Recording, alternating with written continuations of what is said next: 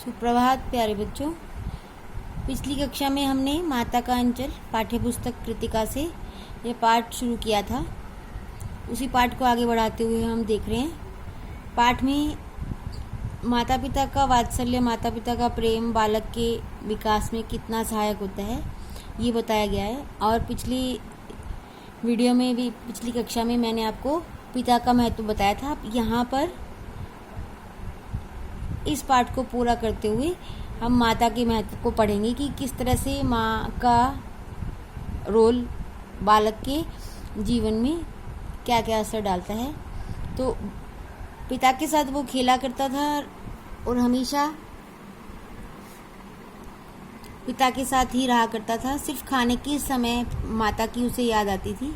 तो ऐसे ही वो बचपन की कुछ स्मृतियाँ सुनाया रहा था। तो उसमें माता के द्वारा भोला के सिर पर तेल लगाना जो उसे याद था वो उसने बताया। जब भी माँ भोला को ज़बरदस्ती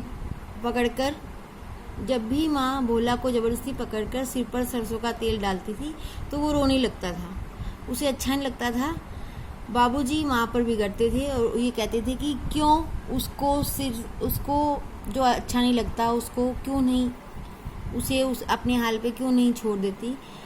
तो भी वो माताजी नहीं मानती थी और वो काजल की बिंदी लगाकर छोटी सी चोटी गूंथकर उसमें फूलदार लट्टू बांधकर उसको रंगीन कुर्ता टोपी पहनाकर तैयार कर देती थी। और उस तरह से बाबूजी की गोद में उसे बिठाकर कहती थी, कन्हैया की जैसे बालक लग रहा है। अब गोद में सिसकते वो बाहर आ जाता और बाहर आकर बच्चों के झुंड में मिल जाता और तब बाहर आकर वो सब कुछ रोना सिसकना सब कुछ भूल जाता था। इस तरह से बाबूजी की गोद से उतरकर वो अपने मित्र मंडली के साथ शामिल होकर आराम से उसमें मस्त हो जाता था।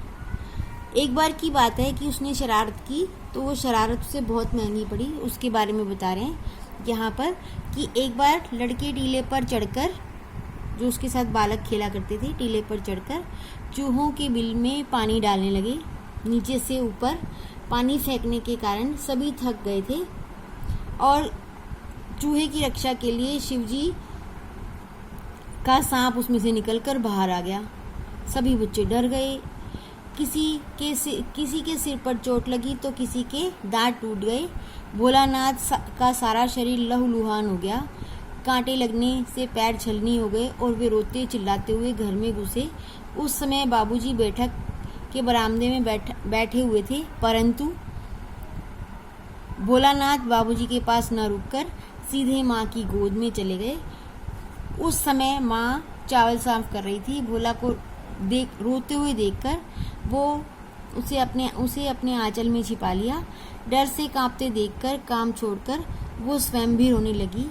भोलानाथ को डरा हुआ देखकर रोने का कारण पूछा तो जल्दी से उसने बता दिया। कम बोलकर जल्दी से बता दिया। जल्दी से हल्दी पीसकर घाव पर लगाई।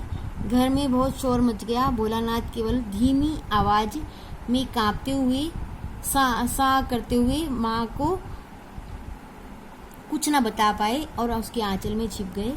तो इससे इस घटना से पता चलता है कि कितना भी समय बालक बाहर बिता ले, लेकिन जब उसके ऊपर मुसीबत पड़ती है तो सबसे पहले उसे माँ ही याद आती है। इस पाठ के शीर्षक का यहाँ पर यही महत्व बताया गया है, क्योंकि उस समय माँ का आंचल ऐसा होता है जो जिस तरह की शांति और कहीं भी नहीं मिल सकती। तो ये था पाठ माता का अंचल। आशा करती हूँ समझ गए होंगे सभी। धन्यवाद।